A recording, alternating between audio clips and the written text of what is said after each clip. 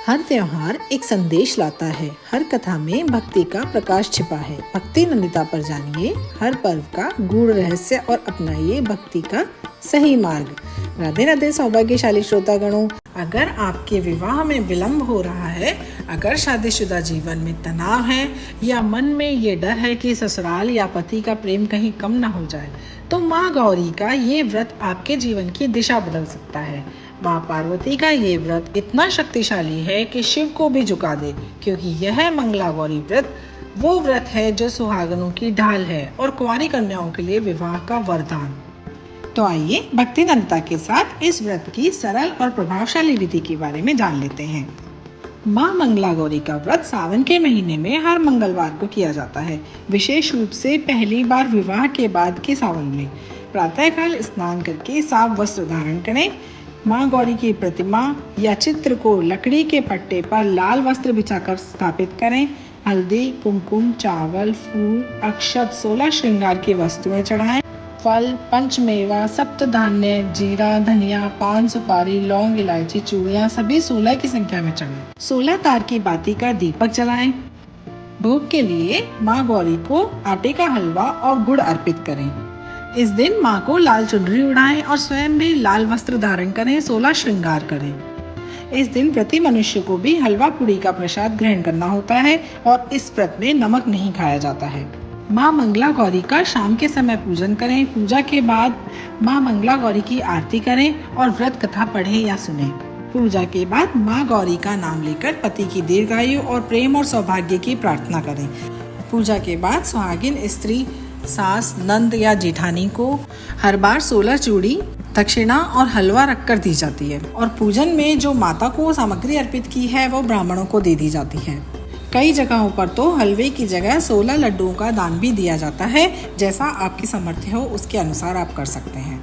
अब बढ़ते हैं हम अपनी पावन दिव्य कथा की ओर। पौराणिक कथा के अनुसार एक समय की बात है, एक शहर में एक धर्मपाल नाम का व्यापारी रहता था। उसकी पत्नी काफी खूबसूरत थी और उसके पास काफी संपत्ति थी, लेकिन उसके कोई संतान नहीं होने के कारण वे काफी दुखी रहते थे। ईश्वर की कृपा से उनको एक पुत्र की प्राप्ति हुई, लेकिन वह अल्पायु था। उसे यह श्राप मिला था कि 16 वर्ष की आयु में उसे सांप के काटने से मृत्यु प्राप्त होगी।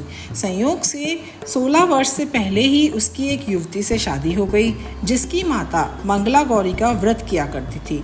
परिणाम स्वरूप उसे अपनी पुत्री के लिए एक ऐसे सुखी जीवन का आशीर्वाद मिला था जिसके कारण वह कभी विधवा नहीं हो सकती थी। अतः अपनी माता की इसी व्रत के प्रताप से धर्मपाल की बहू को अखंड सौभाग्य की प्राप्ति हुई।